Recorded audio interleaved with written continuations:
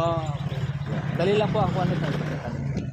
Sa pagkahalimbawa, nakaprepare na po yung lupa, pa-rotor ninyo.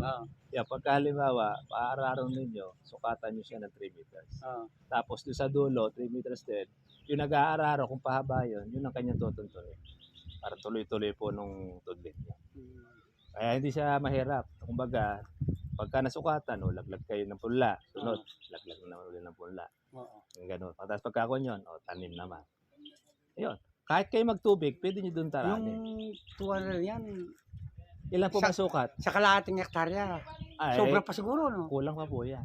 Kulang Kasi pa to, no? ang sukat po ng natin Yung 200 na yan, 2,000 square meters. 2,000 square meter. Opo. Una po kasing order ni Sir, 300. Kaya lang nagkulang daw po yata siya ng budget. Kaya 200 muna po yung pinauna.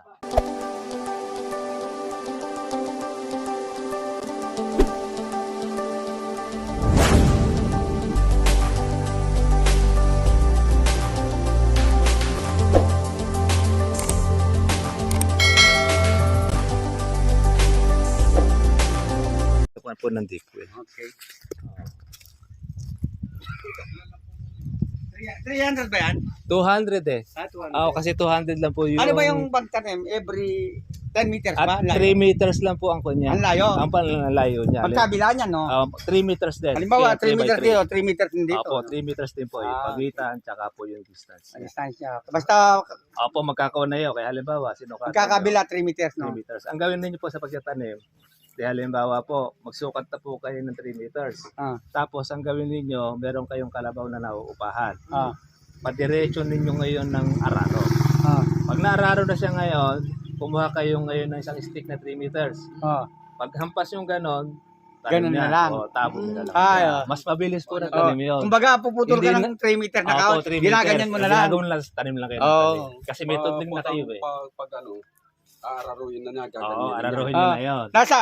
Itatanim yun sa taas ng ano? Hindi po, doon na sa ilalim siya. Doon Hindi sa naman po ibaba. binabaha dito eh. Kaya lang naman tayo nagtatanim po sa taas kung yung area po ay mababa. Ito sa inyo po. Dapat talaga dito sa baba mo itatanim. Baba po talaga. Halimbawa, inararo mo ganyan, pupunta dito yung lupa, doon sa baba niya.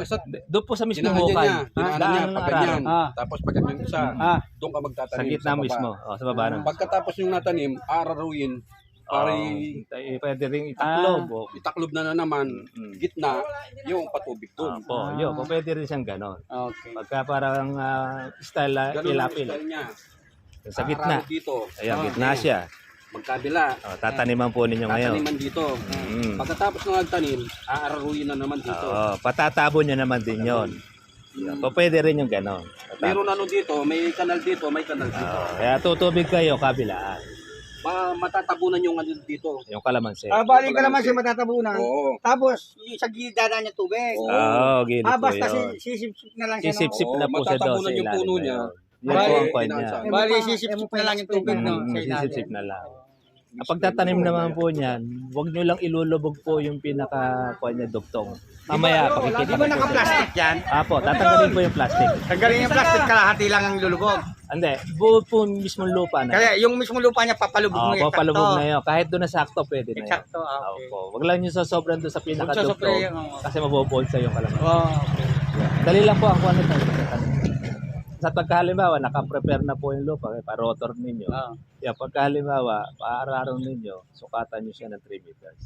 Tapos doon sa dulo, 3 meters din. Yung nag-aararo, kung pahaba yun ang kanyang tutuntunin. Para tuloy-tuloy po nung tudlit niya. Kaya hindi siya mahirap. Kumbaga, pagka nasukatan, laglag kayo ng punla. Sunod, laglag naman ulit ng punla. Yung ganun. Tapos pagka yun, tanim naman. Ayun. Kahit kayo magtubig, pwede nyo doon tarani. Yung 200 yan, Ilan po masukat? sa kalahating hektarya. Sobra pa siguro, no? Kulang pa po yan. Kulang Kasi pa to, no? ang sukat po ng natin Yung 200 na yan, 2,000 square meters. 2,000 square meter. Opo. Una po kasing order ni Sir, 300. Kaya lang nagkulang daw po yata siya ng budget. Kaya 200 muna po yung pinauna. Pinauna. Ngayon sana makakauwi, nagkaroon ng urgent po siya ng seminar. Kaya di siya nakarating. Sabagay, susukatin ko yun, malalaman ko naman. Opo, pwede naman po ulit. Pagka total, kabisado naman po natin yung kanya. Pwede ulit tayo magpa-deliver pagka po kinulang siya. Pero doon sa kalahating hektarya, ang kwan po doon is Mga nasa ilan? 500 na po. 500 ang kakasya. Ang kakasya. Marami pa pala. Opo, marami. Oo. Kaya ito po ay nasa 2,000 square So, ibig meters. sabihin ang pala, matataniman. Hindi mo mangangalahati yung kalahating hektarya. Ay, di pa. Pero kung 250 yan, o kaya 300, kalahati na niya. Oo. Yung kalahating hektarya.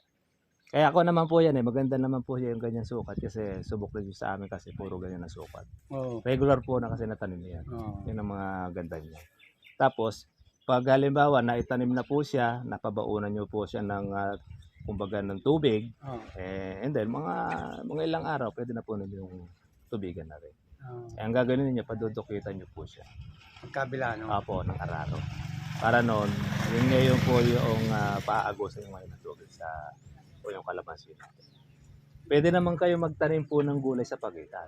Oo. Habang pinalalaki nyo po yung kalamansi, Oo. pwede kayo magtanim po ng sili, o kaya ng sitaw, o ano man na pa pwede. Wag lang po Ilang taon ba yan bago magbunga? yung ganyan pong XL, 1 taong mahigit lang yan. Gano'ng kalaki yan? Ay, mga ganyan na yan. Minsan mga alagpas pa sa akin yan. Ganyan lang kalaki, may magbubunga na? Apo, at na yan, kahit po ganyan na kalit, may bunga na rin yan. Ibig sabihin pala, hindi talaga masyadong lalaki yan.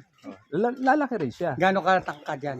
Lumalaki po siya halos mga, ayun, silaki po noong Ito. bayabas po na yon. Ha? Bayabas po ba yan? Oo, yun, ito. Ayo, ganyan Ganyan. na. Well, siguro pag umabot na po ng ganun yan, mga nasa 10 years na yon. Ito, mga 10 years na. Oo, mga ganun. Pero pag 6 to 10 years. Pero pag nagbunga, mga 1 taon lang magbubunga na yan. Apo, Pag-uumpisa na magbubunga yan. grafted po kasi yan, kaya kada kung siya, meron kayong makukuhang unti-unting bunga. Yan ang kagandahan ng grafted. Kasi yung seedling, yung buto, ay 8 years yung bago mabuto. Oo. Tapos mahaba pati. Oo. Ngayon po mamaya, tuturo ko po sa inyo kung ano po yung aalisin nyo doon. Yung malalapad ang dahon na may mahabang tinig. Yun ang original rootstock niya.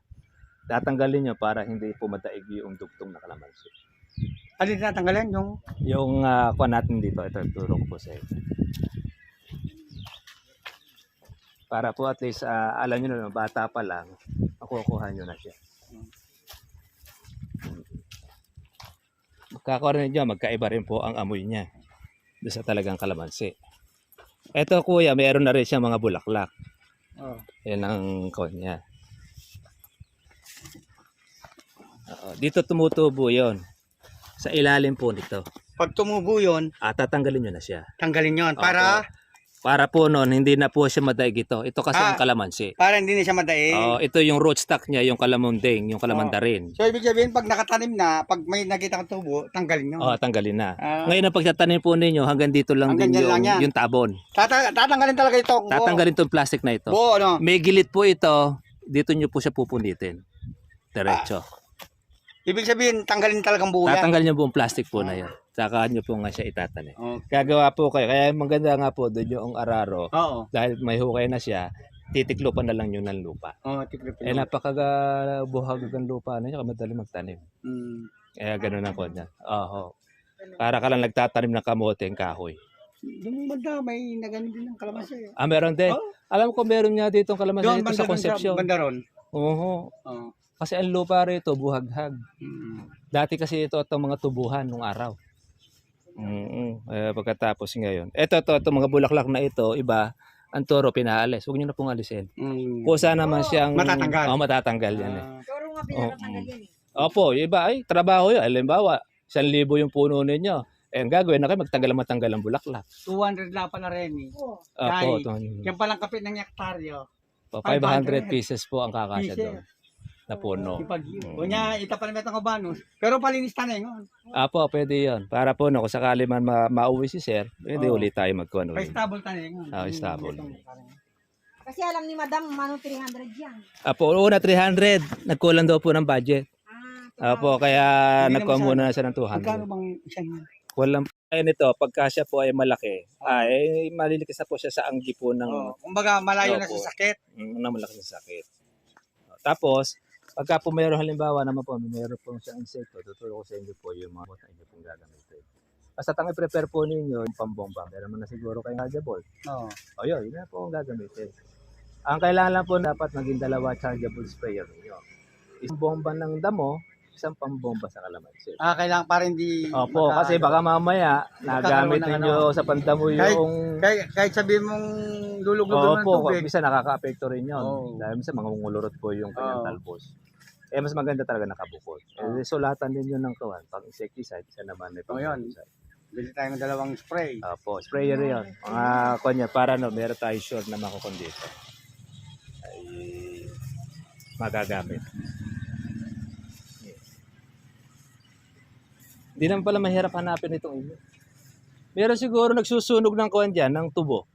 Bakit? Kasi malaki ka kayo sunog eh. Yan, sinusunog talaga yung tubo. Sinusunog. Yan yung sa kabilang Marlboro County na yun. Ay, Marlboro Country, yun na yung kung tawag Pag-ari doon. na kasi ang Dalusita. Kaya po pala. Libong hektare yan dyan. Opo, dami. Malaki Ito yan. lang sa kuwan na ito yung malukman. Maluwag yan, hanggang doon, malayo. Grabe. Hanggang Isitex. Ay, tagusin nga po pala yun. Oo. Pati rin sa Luisita. Oo. Ay malaki rin talaga yung area ng kawan eh. Tarlac. Malaki yung pag-ari ng kuwang ko dyan. Ayan. Ito po mga katribya po sa Concepcion Tarlac ay mga maisan po ang tanim. Nakikita mo? Ang tatas po ng mga mais. Ayan. Malaki Ayan, naman, kaya po talagang siya. malaki. Kaya po yung kuwan natin dyan. 200. 200. Ang kakasya pala si Gisa, no?